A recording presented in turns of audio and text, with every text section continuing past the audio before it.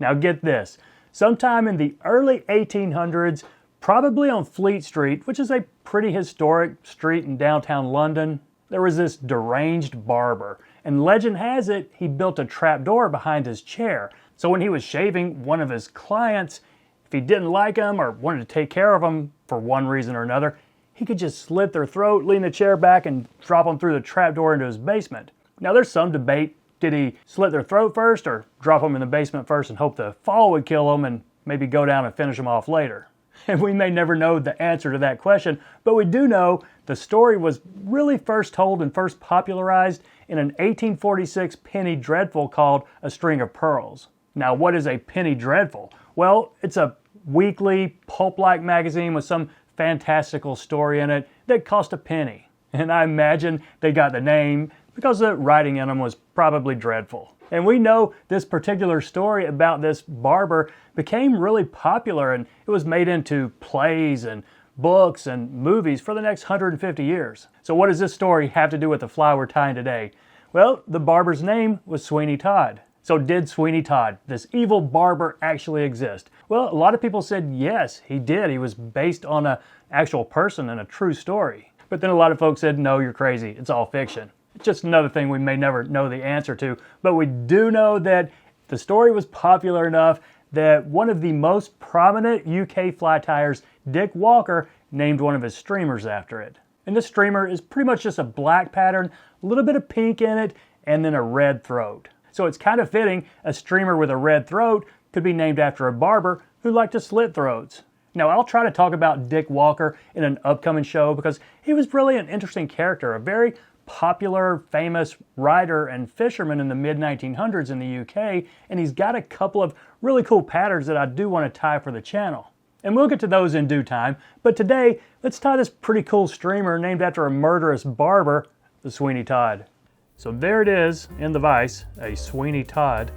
Pretty cool looking little streamer. You don't see a lot of patterns with red and pink combination like that, but this one we do. Now the recipe says sizes 6 to 10. I want to tie it on the small side. I'm going with a 10. This is a 3x long streamer hook. Get the barb pinched and I'll lay down a base of black thread to the start of the bend.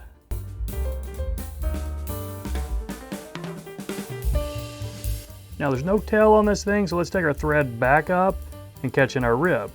And I'm using an oval silver tinsel. You could certainly use a flat, you could even use a wire.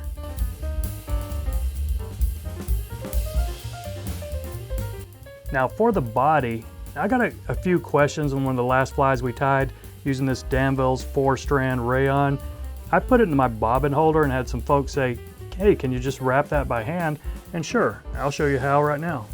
So I've got about 10 or 12 inches of this cut off.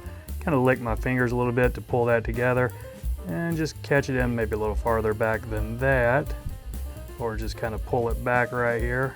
There we go. Because now we want to park our thread about 1/3 of the way back. So the back 2/3 of the fly are going to be black floss, and then the front 1/3 is going to be a hot pink wool.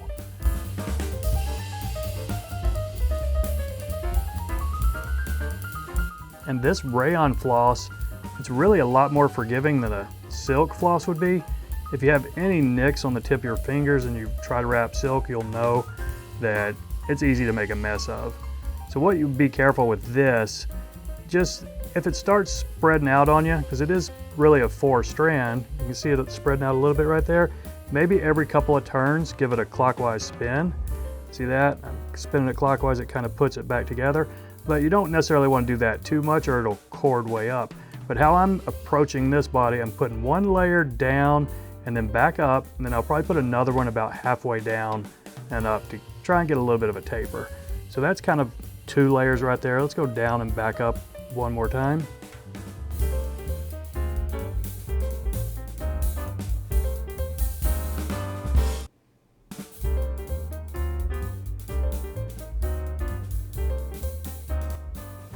Okay, that started splitting up on me a little bit there, but I was able to recover. Let's go ahead and catch this off.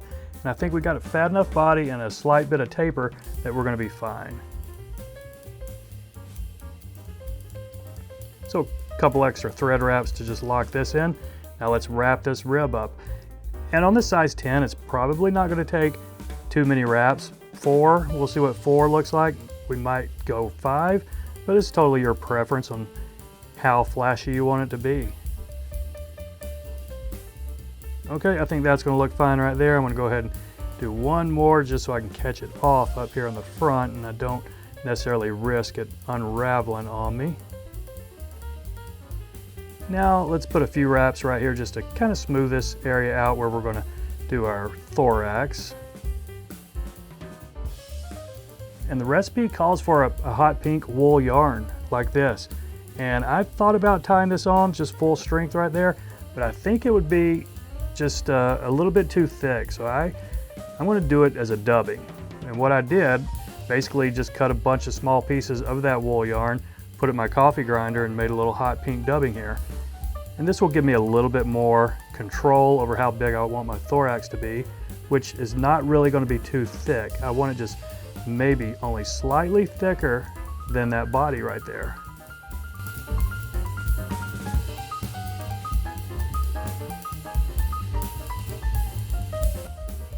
Okay, I think we're fine right there, and why I don't want it really thick is it would possibly prop my wing up way too much or prop the throat we're about to tie in too far down. And for the throat, how this pattern gets its name, it's red hackle fibers. This is just a cheap feather from Strung Saddle Hackle, and I'm gonna take about maybe a dozen or so fibers from it. And I've seen some of these tied where they're really long, well past the point of the hook, and some of them where it's maybe just a little bit short of it. I think right about to the point of the hook is going to look good. So I'm going to catch this in right here with a pinch wrap. I'm going to do 2 wraps and then check my length and see. Okay, is that, yeah, I think that's fine. I could probably shorten it up just a hair. Let's do that. Okay, now a couple wraps to really lock it in. I think that's going to be fine. Let's go ahead and snip off the front part. Okay, a few wraps right here just to smooth this out before we catch in our wing. Now the pattern does call for black squirrel-tail, and I have it, so I'm going to use it. But it also said you could substitute black bucktail in, and it recommended that if you're tying them really big. But this is a pretty small one, so here's a small tuft of black squirrel-tail, and my thread is waxed. I'm going to catch it in just a little bit past the bend of the hook, and my goal here is to catch it in and keep it right on top of the hook. Let's try this with a couple of wraps. That's 3 wraps right there, and see what we're looking at. Okay, I think that's fine, and that's about the length I want. But you know, a couple of these I've done tonight, I had some problems with them spinning around the hook on me. So what I'm gonna do, I put 1 wrap under it, but I'm not coming back under the hook. I'm gonna take it back over it. Just be careful right here. And now under it again. So what I've really done right there is I've put 1 wrap just around that squirrel hair. Now I can go up front with a couple of tighter wraps, and I should be pretty well secured. So let's try to snip this off up front right here. And got to be careful. I really don't want to clobber my eye right there, so I'm giving that a pretty good tug going up and making sure I've got as many of these stubs right here snipped off as I can. Okay, I think we're fine right there.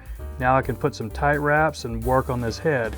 So I'm going to take my thread right up behind the eye and then build a ramp back up.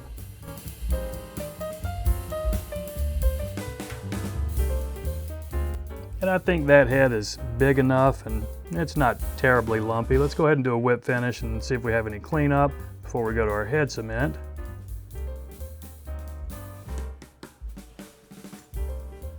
So there we go, Sweeney Todd. Pretty cool looking little streamer pattern. So I appreciate you watching, everybody. Y'all take care, and we'll see you next time.